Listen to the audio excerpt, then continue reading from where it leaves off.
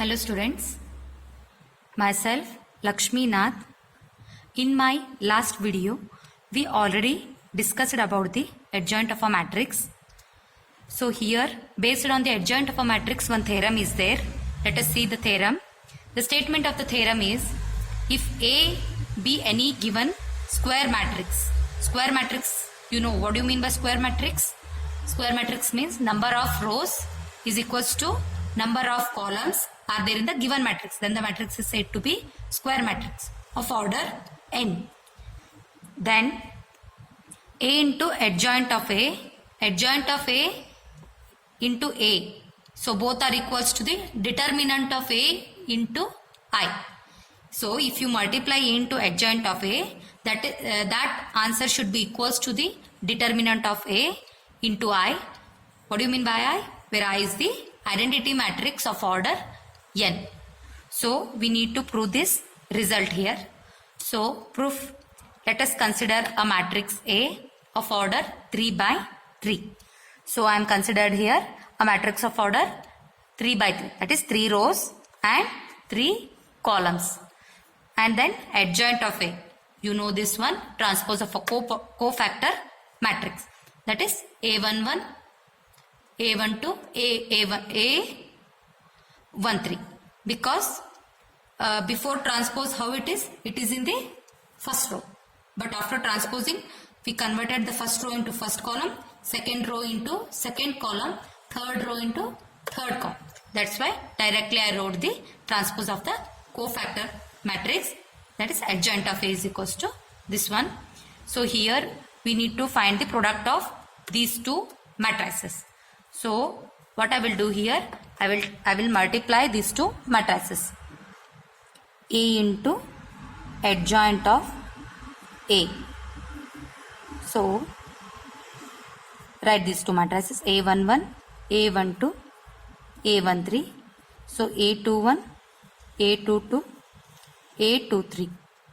Similarly, A31, A32, A33. So write here cofactor matrix also.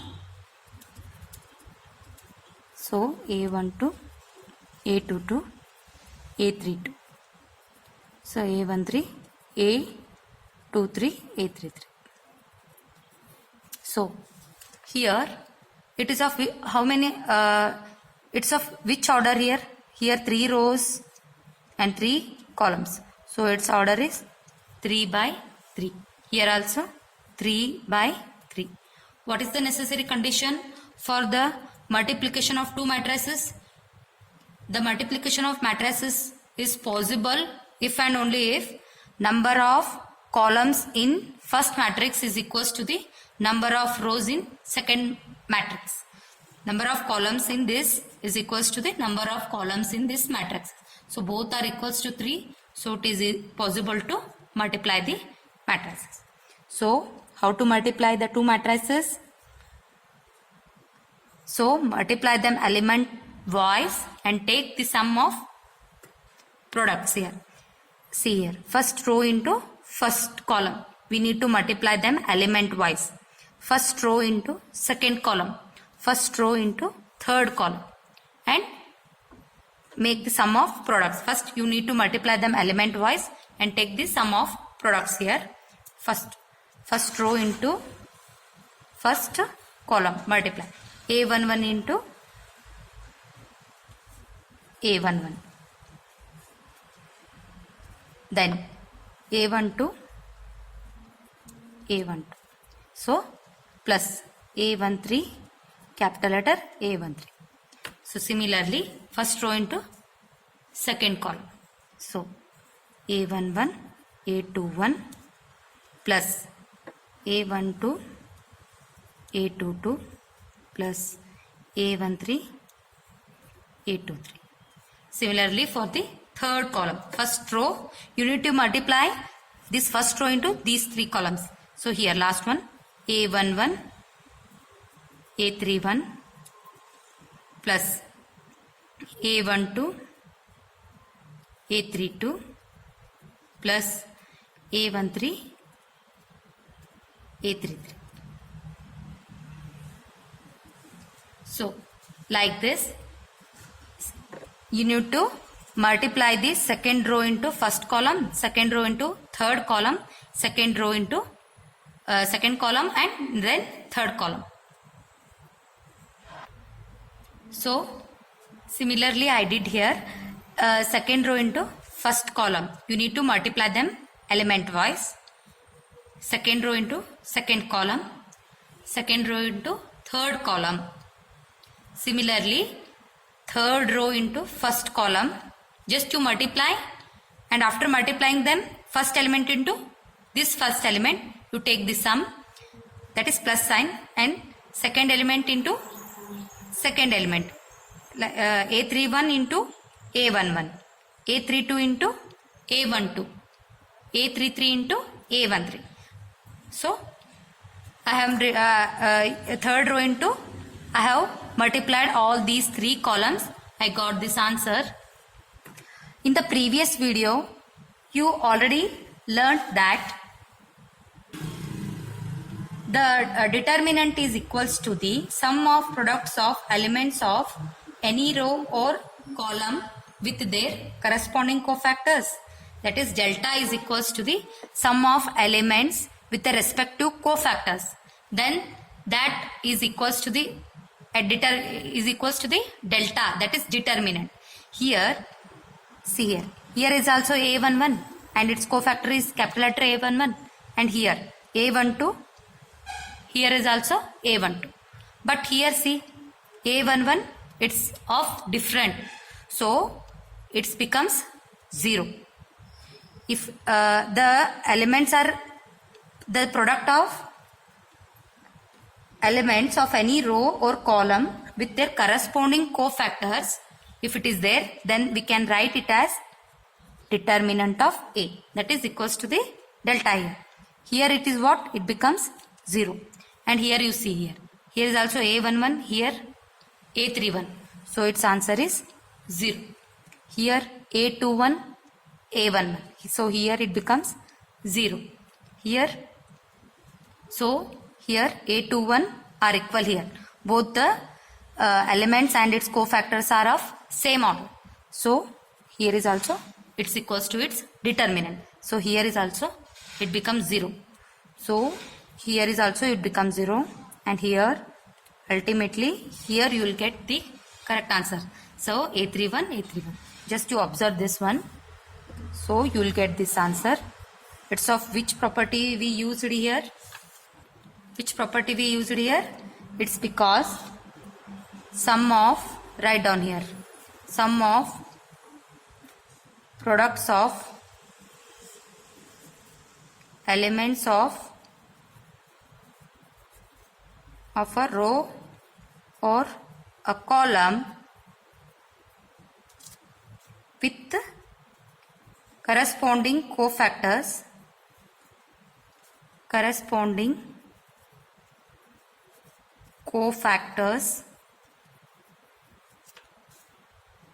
is equals to its determinant. Determinant is equals to determinant.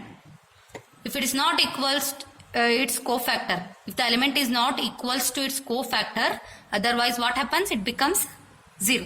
So, and otherwise it is 0. So we already proved like this example. If it is equals to cofactor, its value is equals to its determinant.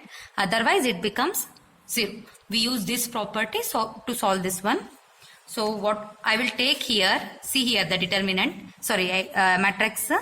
So here I will take determinant A as a common.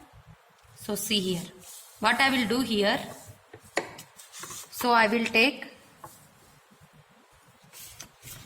so this determinant of A as a common in this matrix.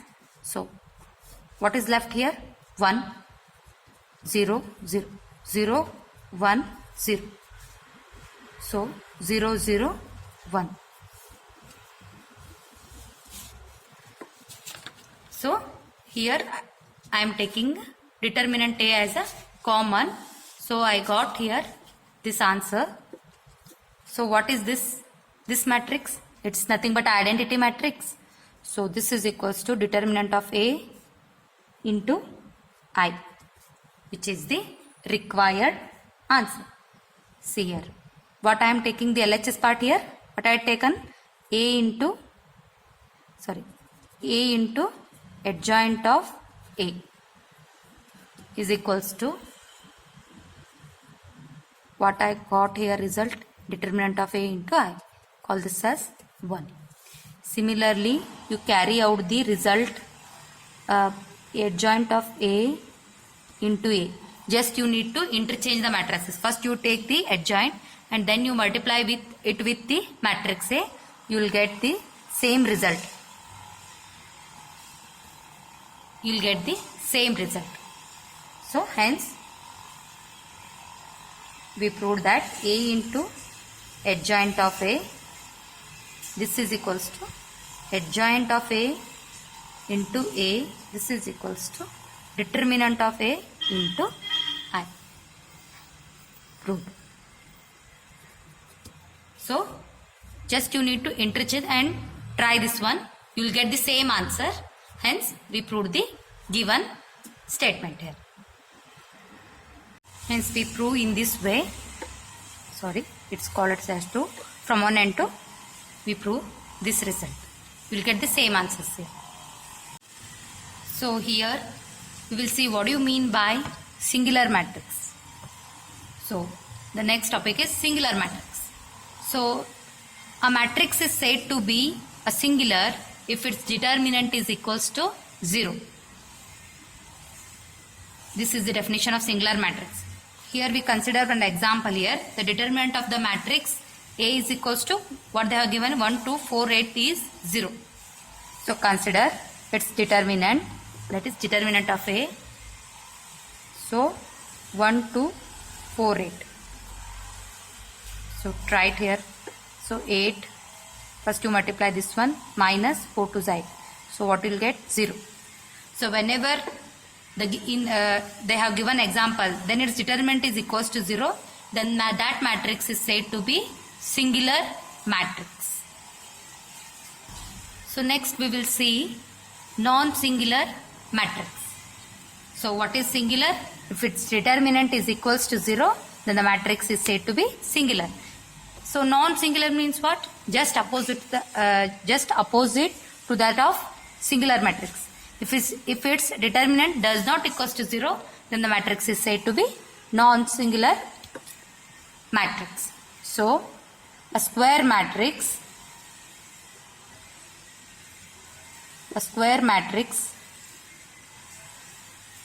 A is said to be non-singular if its determinant does not equals to 0. So remember, if its determinant does not equals to 0, then it is said to be non-singular matrix.